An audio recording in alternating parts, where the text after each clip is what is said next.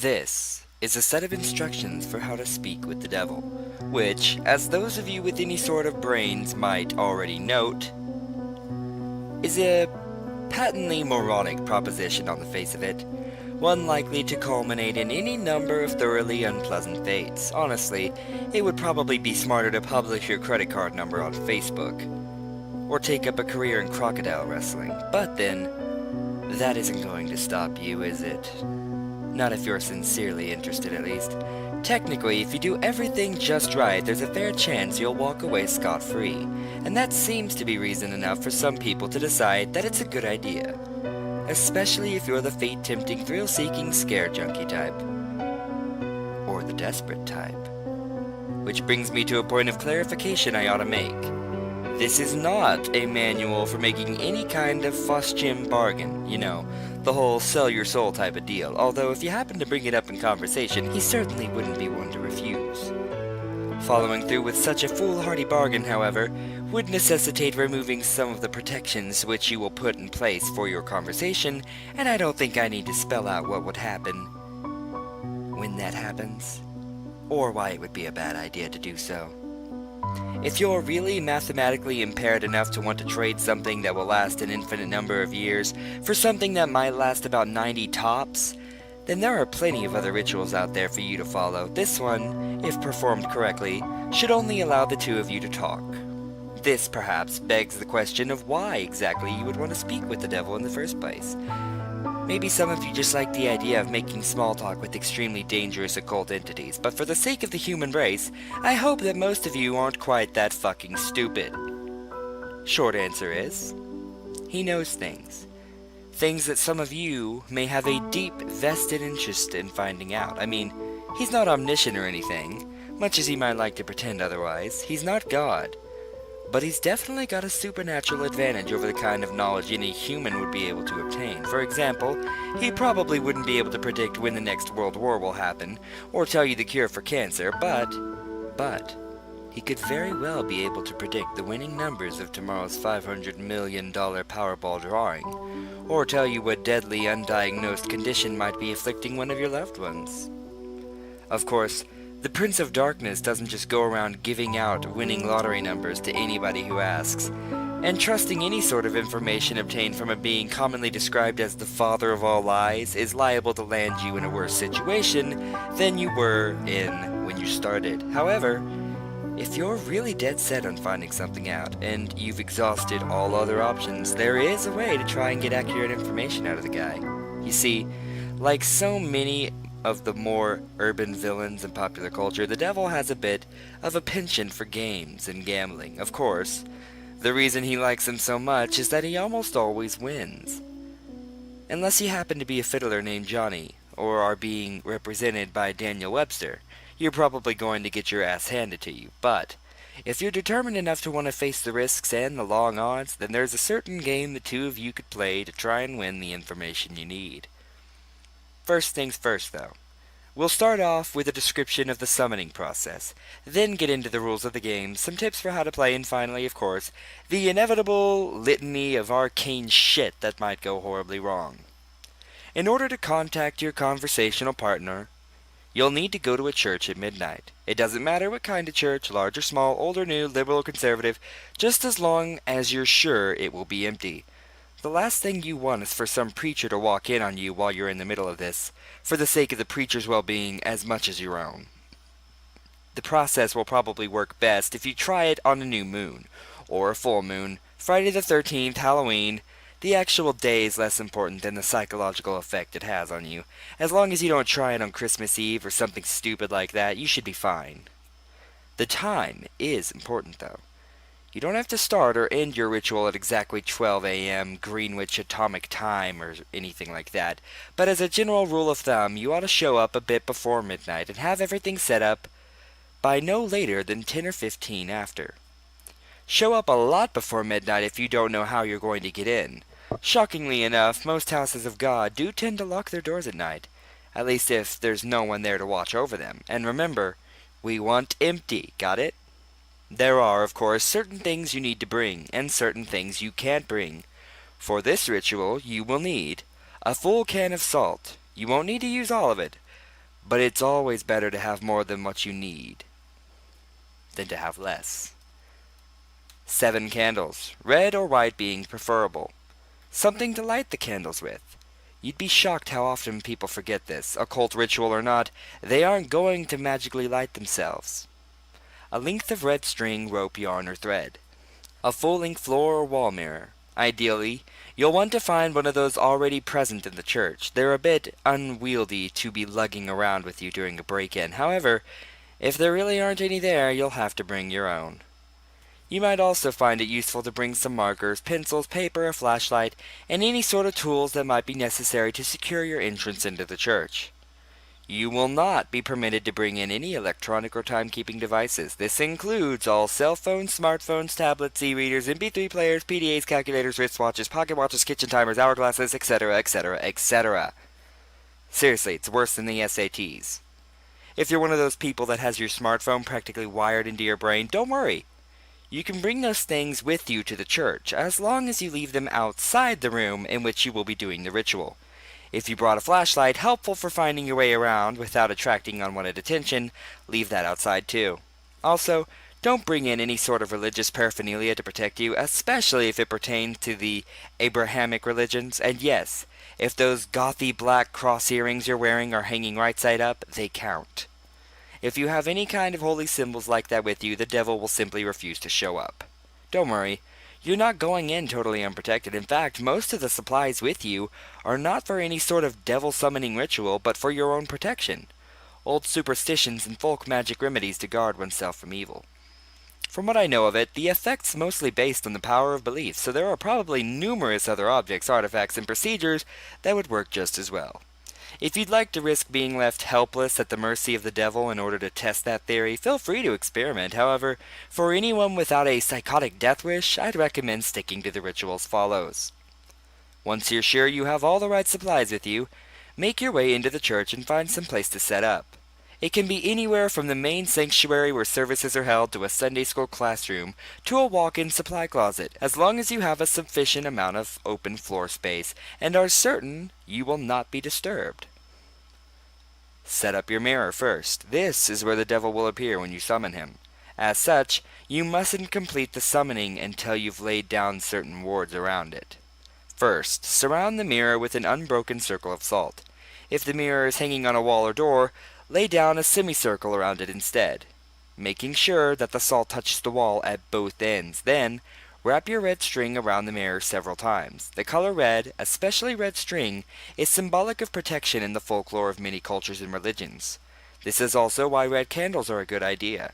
Speaking of the candles, set them up around the outside of your circle, or semicircle, of salt, spaced at relatively even intervals. No, you don't have to get measuring tape out and make it exactly perfect, but do at least try to make it look as though it was set up by someone old enough to be trusted with matches. Light the candles in a clockwise fashion, being careful not to disturb the salt. If you break the circle, you'll have to start all over again. Once all the candles are lit and burning strongly, your protective wards are complete. You are now ready to proceed to the actual summoning. To do so, you must first get the devil's attention and demonstrate your resolve by performing some sort of sacrilegious act in the holy space. Turning a crucifix or cross upside down is fairly conventional, but it's not the only option. For example, I know of a kid who once fulfilled this requirement by scribbling obnoxious graffiti all over a painting of Jesus hanging in his Sunday school classroom. The nice thing about turning a cross upside down is that once you're finished, assuming you've survived in one piece, you can just flip it right side up again and no one's the wiser, sidestepping the relatively minor but still irritating risk of having your Sunday school turn into a reenactment of the Spanish Inquisition for the next month and a half. After you finish doing whatever offensive thing you decide on, shut all the doors to the room and turn off all the lights, so that the space is lit only by the candles. Face the mirror and stare deeply into it, concentrating on your desired outcome. There are no incantations, no arcane strings of Latin you have to recite. Just look into the mirror and wish as hard as you can for the devil to appear there. After a few moments of this, when you feel ready, close your eyes and count to 10. Then open them. If all has gone correctly, you will no longer see your own reflection. you will be looking at the devil. Or at least, looking at the way the devil has chosen to appear to you. Chances are he won't look like your conventional red-horned demon with goat legs and a pitchfork, nor any other sort of terrible apparition. No point in scaring you off now. Better to lure you in, make you feel safe. To that end, he generally takes on the appearance of a fairly average, nondescript human being. If anything, he's prone to vanity and will lean towards the more attractive end of the spectrum. The only really frightening part about him will be his eyes. No matter how hard he tries, he can't hide the sinister gleam smoldering deep within them, the malevolent amusement and hunger, like the eyes of a spider contemplating a fly struggling in its web. They're supremely confident, those eyes. Confident and without pity. Don't look into them too deeply, or you'll begin to feel helpless and paralyzed with dread, losing your hope and your will to fight back. Since you'll probably just be standing there staring at him in shock for a few moments, having on some level expected for the ritual to fail, he'll initiate the conversation by asking you what it is you desire from him. If you can gather your wits enough to string together a coherent sentence, you should respond with something like, "I wish to challenge you in a game of question and response." Even if you don't get the words exactly right, he will know what you mean, and he'll accept your request with a wide, predatory grin of anticipation. He's been playing this game for a long time, you see, and he's very good at it. Most humans, on the other hand, are very bad at it. This gives him a chance to, at the very least, thoroughly mess with your mind, and at most, well... we'll save that for the litany of shit that could go wrong part of this story. You'll have to play it very smart to avoid justifying his expectations. The general rules to the game are very simple, with a few caveats that can make things more complicated. He'll begin by asking you a question. He always initiates the game.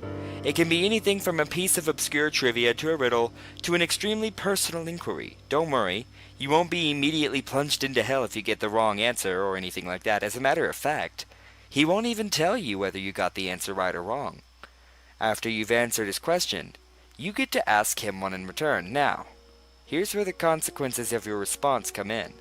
If you answered his last question correctly, then he has to respond to your question as honestly and accurately as he's able.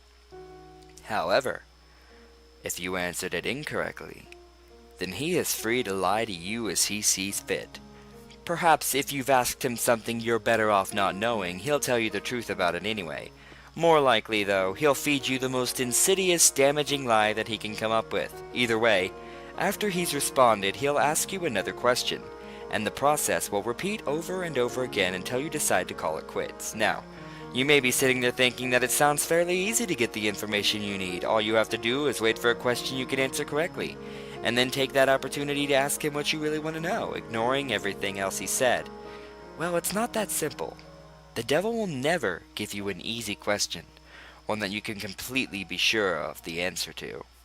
He may instead give you questions that you have some vague knowledge of, that you think maybe you know the answer to, but aren't really confident, thus forcing you to endlessly second-guess yourself, obsessing over whether or not you can trust the information that he gave you next.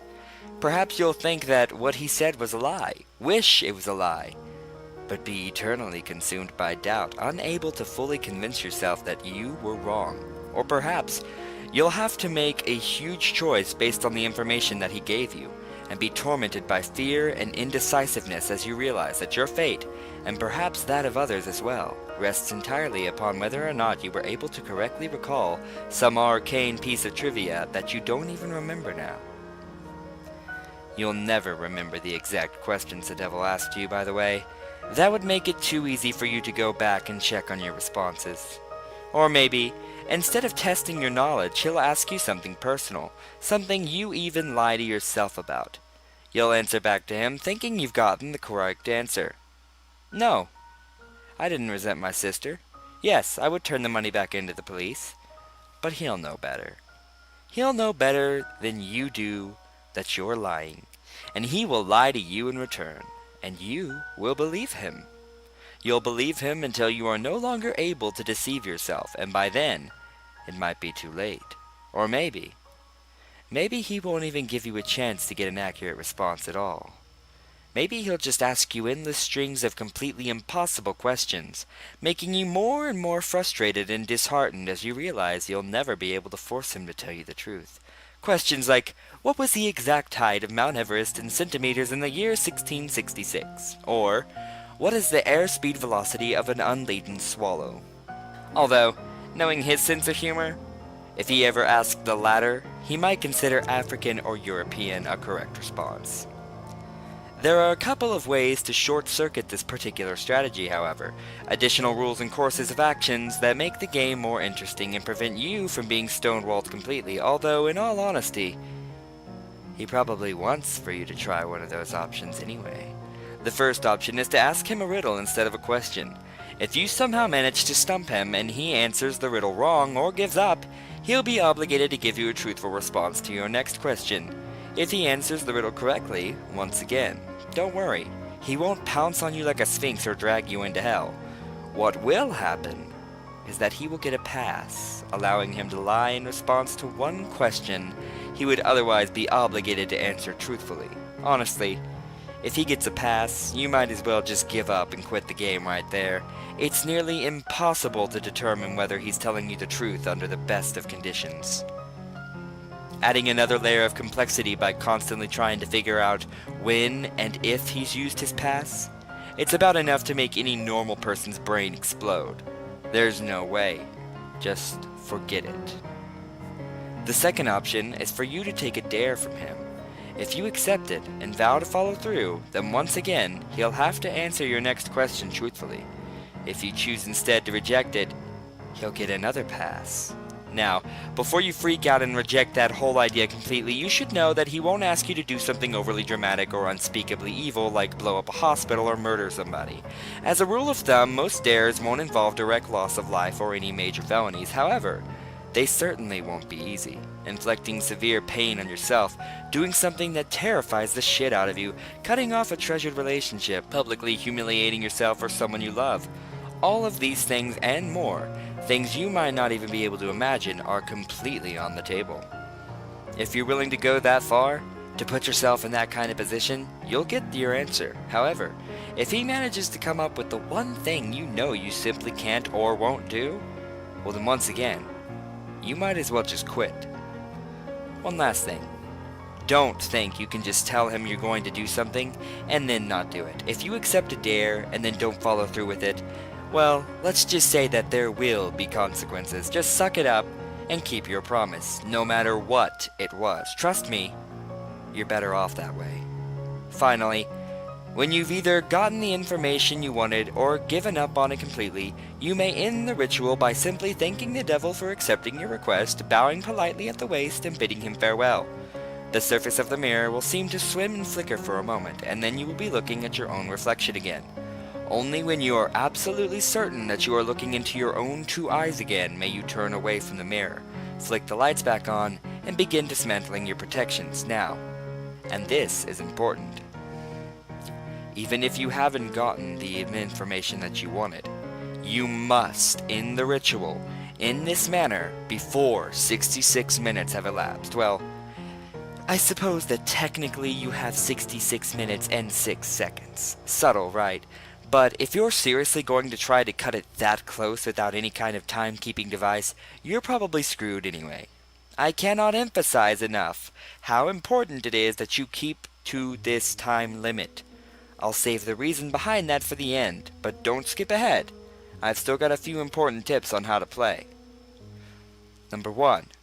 Be very careful what sort of personal information you give out. Try not to talk about yourself, especially your emotions and problems, any more than absolutely necessary. This guy knows human psychology like the back of his hand, and he will get inside of your head. It's like talking to Hannibal Lecter. Give him enough to work with, and even if you don't believe a single word he says, he will still find ways to fuck with your mind like nobody's business. If anything he asks makes you even remotely uncomfortable, do not hesitate to lie through your teeth. There will be plenty of other questions. Number 2. On a similar note, try to keep the game on track and moving briskly. Unstructured interactions of any kind are to be avoided. Chances are that at some point he will try to draw you off on a tangent, discussing something that fascinates you, analyzing a response you've given him, or finding some other excuse to speak at length without moving the game forward. This is not only a waste of valuable time, but also another excellent opportunity to mess with your mind. Number 3. If you choose to give him a riddle, use one you've made up yourself. If your riddle has ever been written down anywhere at all, from the pages of The Hobbit to some long-lost tome of ancient magic, he will already know the answer. That said, it still has to be a legitimate riddle, with an answer that makes logical sense from some angle. You can't just ask something like, "What's green, has 10 legs and hops," then claim for some inexplicable reason that the answer was marshmallows. Nor can you ask him a straight question like, "What have I got in my pocket?" Though he probably knows that anyway. There are no hard and fast rules to determine whether a riddle makes sense or not, but you're a reasonable human being. Your ancestors ate from the tree of knowledge. Please, for the love of God, use common sense. If you choose to take a dare, there is a slight chance that the devil will ask you to do something seemingly easy. Deliver a letter, for instance, or scribble a 10-digit number in a public restroom stall. If he does ask you for something like this, and you have even a shred of common decency in you, do not accept. Chances are, he's using you to further some sinister plot, one liable to ruin a lot of lives and harm a lot of people. Who knows? Maybe you're the type of person who really doesn't mind throwing an unknown number of total strangers under a bus to find out what you want to know, but at least be aware that that is what you're doing. Number 5. Last, but certainly not least, be very, very aware of the time. It might be helpful to do some practicing beforehand and get a feel for how long an hour is without a watch. The devil will probably put off discussing the things you're most keen to find out for as long as he can, and as you near the 66-minute deadline, he'll start trying harder and harder to distract you, captivate you, and otherwise keep you playing until it's too late. He'll string you along, feed you little glimmers of false hope, keep you thinking. Just a few more minutes. I'm almost there. Don't fucking fall for it. Don't go over the time limit no matter what. Now, you might be thinking that this game really doesn't sound all that dangerous so far. Threats of psychological damage rarely seem to carry the same weight as threats of physical damage, even though their costs are often just as great. But I hate to burst your bubble, but the game is far from safe, and we are far from over. There are plenty of ways for you to seriously screw yourself over, both physically and mentally, not to mention spiritually. And it is with these that I will conclude, in the vain hope that they may make some sort of impression on your feeble little brain and make you not play the damn game. Anyway, first, while you are speaking with the devil, do not let him out of your sight. Keep staring into the mirror no matter what happens. He will undoubtedly try various tricks to make you look away. You will hear noises behind you, feel eyes on the back of your neck, see shadowy phantoms writhing in the depths of the mirror. A cold breath will blow upon you from behind, smelling like the crypt. A deep silence will settle, only to be interrupted by a loud smack directly behind your head, giving you about the worst jump scare you've ever had. Hell, the devil may even abandon a measure of his own dignified facade and give a sudden jump of feigned shock, shouting loudly and pointing behind you with a very convincing look of terror on his face. Whatever he might test you with, you must not look away from him. If you look away, if you lose sight of him completely, even for a single second, even for a millisecond, you will look back at the mirror and find him gone. Well, not gone. Just out of the mirror. And in the room with you. Exactly how much of your body the police will find the next morning, and what state it's in, will depend entirely on the sort of mood he's in. The same thing goes if you break any of the protections you laid down before beginning the ritual, interrupting the circle of salt, letting the red string unwind, knocking over a candle, or letting one go out. Any of these things will free him from the mirror, and then, well, you're all a bunch of creative horror junkies. I'm sure you can fill in the blanks. On a different topic, you may reach a point in the game, probably after a long series of maddeningly impossible questions, where the devil asks you the deceptively simple question: what is your full name? You must not give it to him. Names are things of great power, although the devil will, of course, already know your name. Telling it to him, yourself, is akin to inviting a vampire into your home. Your name is deeply synonymous with your own inner self. Thus, giving him your name is powerfully symbolic of giving him yourself, even your soul. If you are foolish enough to make this mistake, all of your protections will be for naught, and he will seize upon your unwitting offer with malicious glee, stealing away your soul and dragging it back with him into hell. At least this way the police will find a complete, identifiable body. As a matter of fact, your vacant shell will be totally unblemished, seemingly having dropped dead of sheer terror. Last, but certainly not least, there's the matter of what happens if you go over that time limit.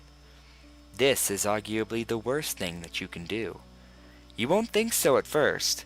The devil will give you no indication that you have in fact exceeded the time limit, and you will conclude the ritual as if nothing had gone wrong. Perhaps, as the devil's image in the mirror trembles and gives way, you'll see a particularly nasty, triumphant smirk flash across his face, but this will be easily dismissed as your imagination.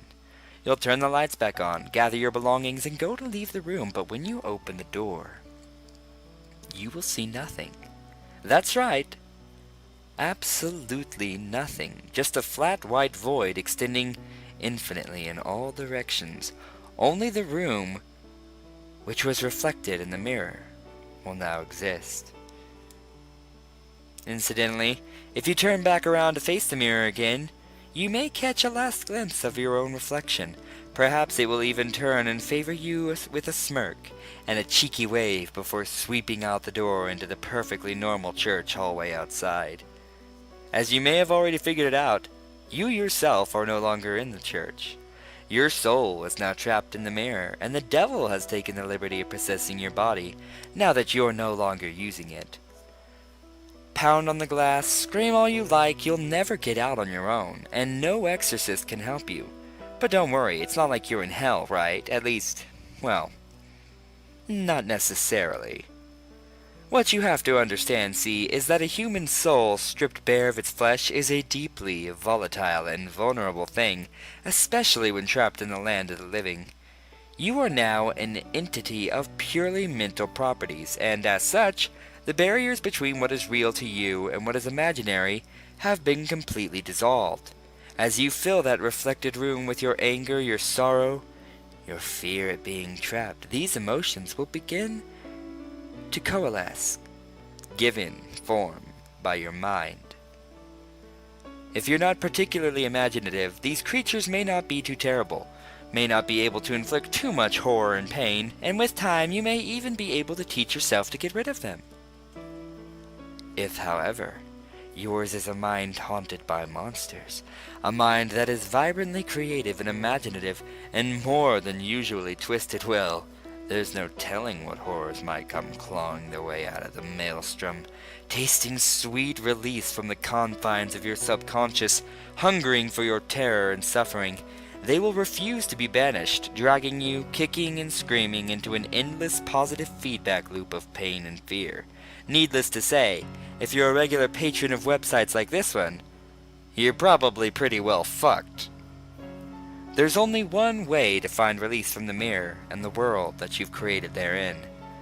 They say that if you call to the devil once more and ask him to free you from the mirror, he'll be willing to take you out, for the usual fee, of course. Who knows? Maybe if your imagination is twisted and powerful enough to create a personal hell that leaves you begging for the real thing, those talents might be put to good use.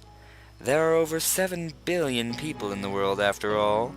Even the devil himself can't be messing with all their minds at once. Talented help is always appreciated. Of course, the corollary to you being trapped in the mirror is that the devil now gets to do whatever he wants in your body until sunrise. At around that time, your body will mercifully drop dead from the strain of the possession. Autopsy will probably identify the cause as some kind of coronary event. Don't get too relieved, though. He's perfectly capable of stirring up plenty of trouble in those few hours. For instance, he may decide to do something big and dramatic like purchase a large meat cleaver and go on a murder spree, starting with the names in your address book and working his way out to complete strangers if he has time. Or perhaps he'll focus on only one person, someone who trusts you completely, using your persona to get him or her alone and vulnerable, and then, well, no need to describe it here. Once again, I'm sure you can think of a few things. Starting to see why I call this the worst outcome yet?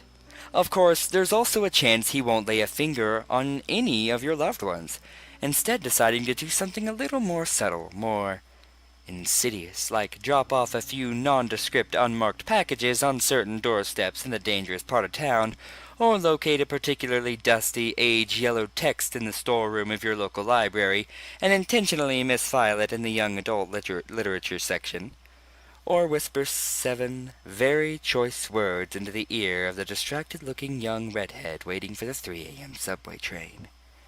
Or maybe he'll decide that, in this age of waning superstition, not enough people are getting interested in his games, and the knowledge of them is in danger of being lost. Maybe he'll decide he needs to get the word a bit more out, do a bit of networking, attract new suckers.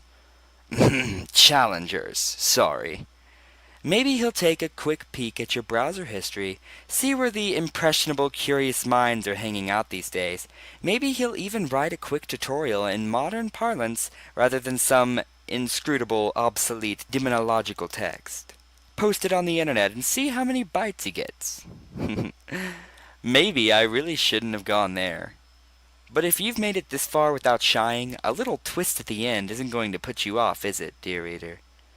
I'm sure there are plenty of intrepid adventurers among you with burning questions you'd like answered. And you're all a smart bunch. You know the pitfalls. You know the conventions. You live and breathe this sort of thing, do you not? There's no way you'd fall into any of the obvious traps, right? You're not some Dick or Jane off the street, after all. You'd be bringing a whole new level of competition. You would...